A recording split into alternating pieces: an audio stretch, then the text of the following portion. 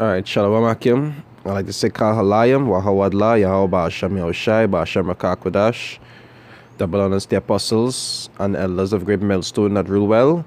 Peace and salutations, blessings to the Akim around the world that pushes shoot to the four corners of the earth. Okay, ever heard of this company called Mundi Pharma? Well, they are the international affiliate of Purdue Pharma, the maker of the blockbuster opioid OxyContin that's been widely blamed for unleashing the American overdose epidemic. Now, it appears Mundi Pharma is ready to cash in on a cure and heal the very ailment that was created by Purdue. RT's Farron Fonzak is here and to break it all down for us. Farron, what more can you tell us about this company? Yes, Manila, one doctor put it this way. Purdue Pharma and its owners, the Sackler family, are in the business of selling medicine that causes addiction and overdoses, and now they're in the business of selling medicine that treats addiction and overdoses. Pretty clever, isn't it? Well, as Purdue Pharma is dealing with a mountain of litigations and public protests here in the U.S., its international affiliate, Mundi Pharma, has expanded abroad using some of the same tactics to sell the addictive opioids and its cure from Europe to Australia, and it's working hard to be number one in the market for the opioid overdose treatment. Now, Mundi Pharma's antidote, a nasal spray called Nioxoid, has been approved in New Zealand, Europe, and Australia. Now, Australia has failed to learn the lessons here in the U.S. and is facing skyrocketing rates.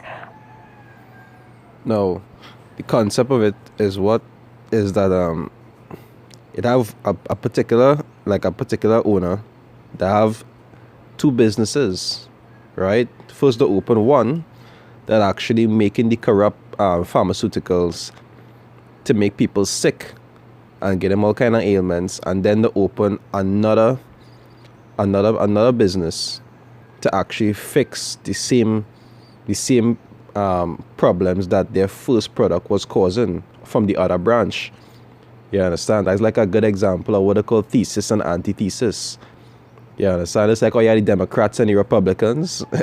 That's exactly what they do. They open one group, and then they open a next group. And the first group was making stuff to cause the problem, and when they open the next group now, they'll be making stuff to fix the problem that the first one caused. When both of them really working towards the same agenda. You understand? And this is something that was actually passed by the FDA for the people to actually use. Of opioid prescriptions and related deaths. Doctors and researchers there describe a plight that now stretches from coast to coast, calling it a nightmare scenario. We were just pumping this stuff out into our local community, thinking that that had no consequences. And now, of course, we realise that it does have huge consequences. Now, and this is not just for this opioid thing they're talking about. Majority of prescription medication is the same thing. It has serious side effects. Even when you read, even when you watch commercials and they talk about thing and where's that next one? There's have a popular one. It have Lipitor. It have all kind of different ones for all kind of different medications that I have out here. I can't think of one right now, like real popular ones. But when you're watching commercials for them, what do they talk about? Side effects may include dizziness, vomiting. You understand? These things doesn't have good effects on your body. And the wicked thing about it is that Esau knows about the herbs of the earth. Esau knows about things that they could give you to actually fix you or make you better. But they won't use that. Why? Because if you become better, there's no profit in it. You understand? Like I had a brother who used to say, a brother who does say, when your child go by the dentist and they fix the teeth, but the dentist just get them a lollipop. But isn't sweets and lollipops the main cause of why they come by dentists in the first place? But they'll give them that. Why? Because the dentist want them to come back. Because if nothing is wrong with you, the dentist can make money.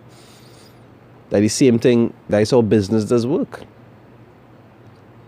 If doctors have no patients, how would doctors have money? And that is what Esau focusing on. They're not focusing on the well-being of the people. They're focusing on making a dollar. I'll read the scripture.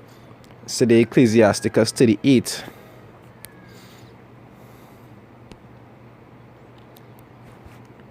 Ecclesiasticus 38, I'll start from 2, right? To say, for of the Most High cometh healing, and he shall receive honor of the king. It said, the skill of the physician shall lift up his head, and in the sight of great men he shall be admiration. He shall be in admiration, right? It said the Lord had created medicine out of the earth, and he that is wise will not abhor them. And Esau abhorred him the medicine of the earth, at least to us, because these elites, they don't use Lipitor and all these different medication that they just create for us to use. They just use herbs. They just use things that is actually heal your body. When they're drinking wine, they don't drink this cheap wine that they put all kind of nonsense in. They just drink pure wine that is actually help your body. They just only give this nonsense to us. They don't use it for themselves. You understand? They just do these things to us. Why? Because they want to leave us in a sick state. Like they say the pharmaceutical company and the food company, you know, they have the same agenda. The foods that they make, like for example, these vegetables and all these things that they're making with GMO that has caused cancer and all these other problems in people. You understand? The food company just try to make you sick, and then after you become sick, the pharmaceutical company just keep you sick. You understand? It's our agenda. Opioid antidote on the market, the injectable naloxone, is generic and cheap, but Mundy Pharma's Naloxone comes as a prepackaged nasal spray, an easier and less threatening way to deal with an overdose. Here's Mundy Pharma's CEO on why the company is best suited for dealing with trying out different types of opioid antidotes. Take a listen. I believe Mundy Pharma has a distinct and a unique advantage. We are privately held, nimble enough, agile enough, and in the last couple of years, we've carried out a number of experiments because I understand that there is not going to be one surefire hit as far as this is concerned. One will need to try a number of experiments. Some will stick, some will fall. The key would be the one that sticks. How quickly can you scale it up? And that's where I think Mundy Pharma has a leading advantage.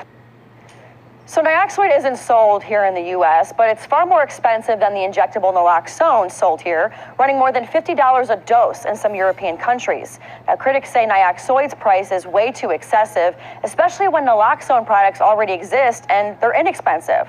A spokesperson for Mundy Pharma declined to say how much Naloxone cost the company to manufacture or say how profitable it's been. But one fellow at Harvard Medical School says the Sackler-owned companies manufacturing naloxone have an ethical duty to make it widely available. And if they were trying to find a solution, they could use all the money that they made off opioids to distribute naloxone for free around the world. Now, Farron, you mentioned the Sackler families, that they're the owners of Purdue Pharma, dealing with a number, as we know, a number of litigations happening around the country. Do we know the status of those cases? So, Manila, as of September, Purdue Pharma reached an agreement for settling the U.S. opioid litigation with, get this, 24 states' attorney generals, along with officials from 5 U.S. territories in that settlement. Now, in it, it says the owners of the company, the Sackler family, will give all of its assets to a trust for the benefit of the American public. They'll give more than $10 billion to address the opioid crisis, and the company will file for Chapter 11 bankruptcy to implement the agreement. Now we know through history, Esau don't keep the word. So that is just talk. That will keep going until eventually it dies out. They're not going to give up all their assets. They're not going to do that. We know that he's a traitor, Esau, from the beginning. Esau, even with back in the Maccabees, when you go back to the tribe of God, all the treaties that they make with them, and even the treaties that they just make today, they don't keep their word. As long as they have power to not do so, they don't do it. But this showing you how these people just on business. They're not studying to heal people. They're not studying to help anybody. They're just studying income. You understand? We are just like rats to these people. Because I believe when I checked last time, when they actually make a new drug, there's only tested on like 100 and something people, if so much. And depending on how it affects those people, they'll release it to the public. You understand? They'll pay off the FDA, and they'll release it to the public. As long as it's not too harmful, they'll release it. And then when it release, that is when you'll start to see more harmful side effects coming out, because it's a larger amount of people, and it will affect different people in different ways. You understand? And that is when you see like all these different terrible side effects, and there's had to be recalling the drug and so forth. It had a recall of some drug just the other day. I forgot the name of it. Why? Because it was having too many harmful side effects. And Esau knows that he could just use herbs to fix these things, because they have knowledge of these things, but they don't want to do that. Why? Because there's no money in healing anybody. When people remain sick, that is when they have to pay to get better or to stay alive. You understand? Anyway, I hope this was edifying. With that, I'd like to say shalom. Alright, Kahalayim Yahweh Ba'ashem Yahushai Ba'ashem Makakodash.